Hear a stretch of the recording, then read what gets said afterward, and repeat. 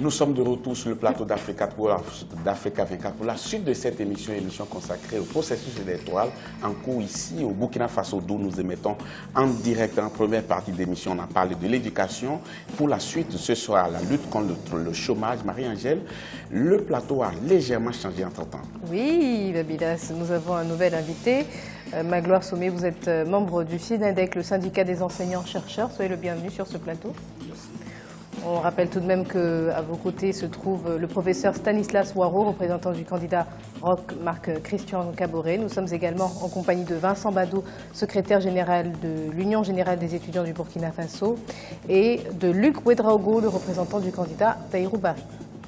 Merci beaucoup d'avoir été des nôtres. Et il faut rappeler quand même à nos téléspectateurs les adresses par lesquelles ils peuvent nous envoyer leurs réactions. L'une en particulier, burkina2015@africa24tv.com. Elle s'affiche au bas de votre écran. N'hésitez pas à nous faire parvenir vos questions et nous les lirons à l'antenne. Monsieur Sommet, vous représentez sur ce plateau les enseignants. Et quand on a quand même fait l'état des lieux tout à l'heure, on a vu que toutes les couches de la société sont touchées, tous les secteurs sont touchés également. Mais vous, en parcourant les projets de société des différents candidats, est-ce que vous dites que les enseignants ont de belles raisons d'espérer pour la suite? Pas tout à fait. Pas tout à fait, parce que quand on parcourt le programme des uns et des autres, on n'a pas l'impression que des accents particuliers sont mis sur l'enseignement supérieur en tant que tel. Bon, quelques syndicats, du moins quelques candidats ont donné des précisions sur leur programme, sur ce qu'ils feront si, par exemple, ils étaient élus. Par exemple, si je prends le candidat du MPP ou le candidat de l'UPC, ils ont dit que s'ils étaient élus, ils allaient mettre l'accent sur l'enseignement supérieur, ils allaient améliorer les conditions de travail au niveau de l'enseignement supérieur. Alors pour les autres candidats, bon, on a souvent dit on va apporter des améliorations, mais sans entrer dans les détails. Donc de ce point de vue, on ne peut pas, à partir des intentions des uns et des autres, on ne peut pas jurer que après les élections, il y aura des améliorations notables au niveau de l'enseignement supérieur. Donc nous sommes prudents en tant que travailleurs. En tant que travailleur, représentant des travailleurs, moi je suis prudent. Donc il faut voir pour croire. Et si les différents candidats ont des propositions qui sont à la limite des propositions qui ne rentrent pas dans les détails, on ne peut pas... En tout cas, vous n'appelez pas à boycotter les élections? Non, je ne peux pas appeler à boycotter les élections. Vous savez que vos étudiants quand même ne sont pas sur la même longueur d'onde que vous par rapport à ce point-là, où ils estiment qu'aucun des projets de société ne répond pas à leurs aspirations et par conséquent, il n'était pas question d'aller voter. En tout cas, de l'avis de M. Badou. Hein. Bon, je crois qu'ils sont libres. Ils sont libres d'appeler donc à boycotter les élections, mais en tant que travailleurs, moi je crois qu'il faut voter pour le changement. Nous avons besoin de changement. Oui. Pendant 27 ans, nous avons dénoncé le régime autocratique de Blaise Compaoré et nous espérons que les élections vont nous permettre d'avoir un changement. Ce sont les premières élections libres du Burkina Faso depuis, 1992. Ce sont les premières élections libres. Et donc, les premières élections libres nous permettent de choisir le candidat qui est le plus à même de résoudre nos problèmes. Et donc, de ce point de vue, moi, je pense que chaque travailleur, en écoutant le programme des uns et des autres, devrait faire un choix le 29. Donc, aller voter pour le candidat qu'il estime être le candidat du changement. Merci beaucoup, M. Sommet. On a parlé formation qui devrait déboucher sur un emploi décent, bien entendu. Mais comment cela devrait se faire-t-il? On devrait voir un élément de lancement, Marie-Angèle.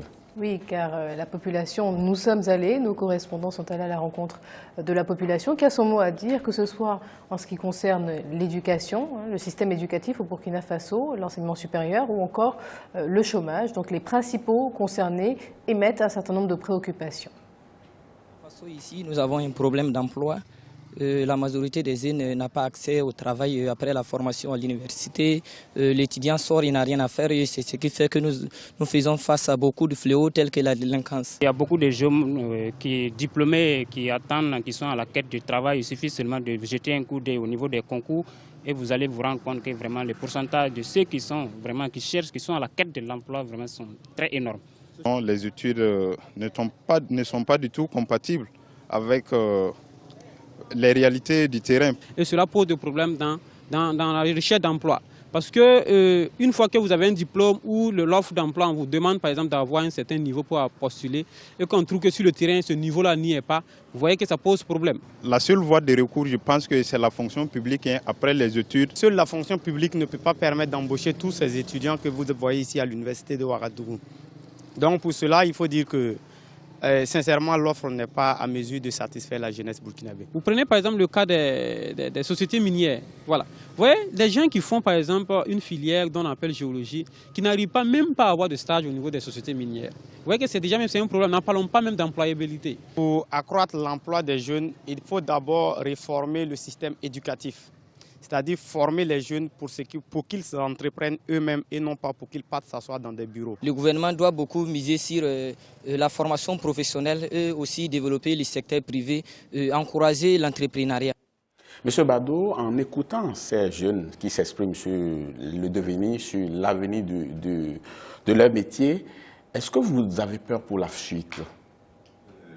Nous avons réellement peur, surtout quand on regarde, donc, comme je l'ai dit entre-temps, le programme qui nous est proposé donc, par ceux qui espèrent au soir du 29 novembre s'asseoir sur le fauteuil donc, de Kossiam. Alors parce qu'il faut le rappeler, le professeur venait de le dire, il faut aller voter pour un changement, mais il faut aller voter pour un réel changement. Parce qu'il ne s'agit pas d'aller voter seulement pour aller voter. Parce que quand on regarde la classe politique de notre pays, c'est un peu ceux-là, vous voyez même, il y en a qui ont dit clairement qu'ils ont soupé avec le diable, avec de longues fourchettes. Ce sont les mêmes-là qui reviennent aujourd'hui, qui sont sur la scène politique nationale.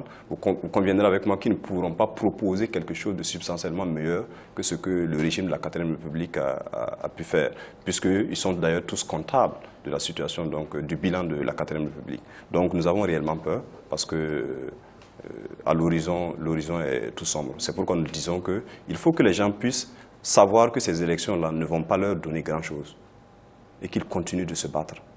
Parce que c'est les mobilisations sur le terrain qui vont permettre aux populations d'arracher des acquis qui vont leur permettre d'améliorer leurs conditions de vie. Monsieur Ouedraogo, Monsieur Bado disait que l'horizon était quelque peu sombre. Mais est-ce que justement il y a des moyens d'éclairer cet horizon-là? Parce que le gouvernement de transition, par exemple, a lancé un programme d'urgence pour faire face au chômage des jeunes, un montant de 25 milliards de francs CFA. Est-ce que vous avez ressenti son impact? Est-ce que ça commence à être appliqué?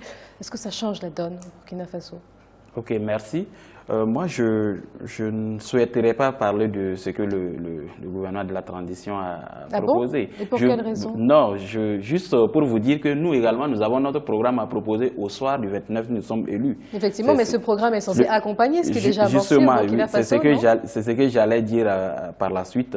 Je veux dire que si je dis je ne souhaite pas parler de ce que le gouvernement de la transition propose, ce n'est pas dire que je néglige ce qu'ils ont proposé. Je trouve que c'est très bien.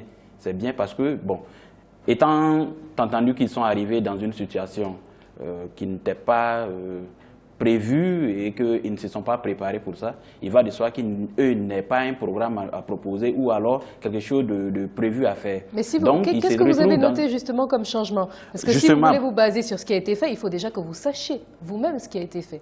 Oui, puisque nous sommes au Burkina, nous voyons ce qui se passe. Nous savons très bien ce qui a déjà été fait. Mais nous proposons que, étant donné que peut-être que nous sommes en train de parler de quelque chose et qu'on ne dit pas le nom de la chose. Moi, je pense que la réalité est que quand quelqu'un part à l'école, c'est pour d'abord acquérir un savoir.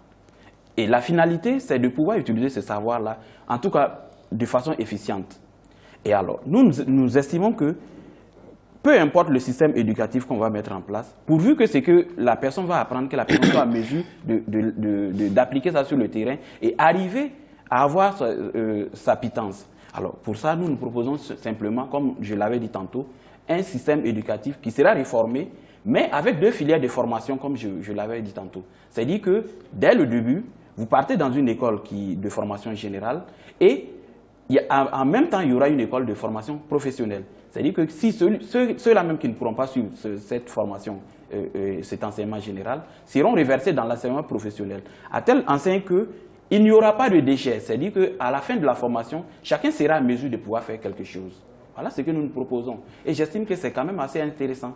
Voilà. Monsieur Ouaro, je vais citer quelques chiffres qui parlent d'eux-mêmes. Hein. Quand je dis que selon l'Observatoire national pour l'emploi et la formation, environ 51% des jeunes de 15 à 29 ans sont sans emploi au Burkina Faso.